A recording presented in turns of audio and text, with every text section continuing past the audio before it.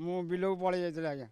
ବିଲକୁ ପଳେଇ ଯାଇଥିଲ ହଁ ତ ଏବେ ଭୟ ଲାଗୁଛି ତମକୁ ହଁ ତ ମାନେ ପୋଲିସ ଆରେଷ୍ଟ କରିଦେବ ବୋଲି ଭୟ ଲାଗୁଛି ବୋଲି ଆହୁରି ପୁଣି ବାହାରିଛ ପଳେଇବ ବୋଲି ଯାଉଛି ବିଲକୁ ପାର ଖାଇଯିବ ବୋଲି ମୁଁ ବିଲ ଜଗିବାକୁ ଯାଉଛି। ତ ତମକୁ ପୋଲିସ ଆରେଷ୍ଟ କରିଦେବ ଭୟ ଲାଗୁଛି ହଁ ଭଲ ଲାଗିବନି କେମିତି ସମସ୍ତଙ୍କୁ ନେଲାଣି ଗାଁ ସାରା ସମସ୍ତଙ୍କୁ ନେଲାଣି ଆଉ। କଣ କହିବ ଯେ କଣ ସେ ଜମି ବିବାଦ କାହିଁକି ଏମିତି ହେଇଛି କଣ ଜମିଟା ସେ ଜମି ବିବାଦ ସେ 2002ରେ ଆମେ ଶୁଣୁଛୁ ସେ କ'ଣ ବନ୍ଦୋବସ୍ତରେ ଚଢ଼େଇ ଦେଇଛି।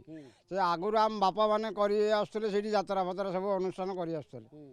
ସେ ଅନୁଷ୍ଠାନ କରି ଆମେ ବି ସେଇ ଜମି ଉପରେ ତାକୁ ସେ ଯେତେବେଳେ ଆସି କହିଲା ଆମେ ତାକୁ ଅପୋଜ କଲୁ।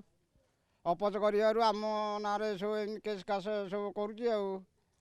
ଆଚ୍ଛା ସେଠି ତମେ ପୁରୁଷ ଧରିକି ସେଠି କରୁଥିଲ ହଁ ଆଜ୍ଞା ଆମେ ପୁରୁଷ ଧରିକି କରୁଥିଲୁ। ଆମ ବାପା ମାନେ ମଲେଣି ଆମ ବାପା ମାନେ ତାଙ୍କ ବାପା ମାନେ କରି ଆସୁଥିଲେ। ଆମେ ବି ଆଜି ସେଇଠି ସେ ଜାଗାରେ କରି ଆସୁଛୁ। ଏବେ ଯାତ୍ରା କୋଉଠି କରୁଛ ଏବେ ବି ସେଇଠି ଏ ବର୍ଷ କରିଲୁ। ସେ ଯେଉଁଠୁ ମନା କଲେ ଆମେ ଅନ୍ୟ ଜାଗାରେ ସେ କଲୁ ଯେ ସେ ଜାଗା ଉପରେ ସେ କେସ୍ କରିଥିଲା ଆମେ ବି କେସ୍ କରିଥିଲୁ। ସେ କେହି ଆଉ ସେ ଜାଗା ଉପରକୁ ଯିବାନି।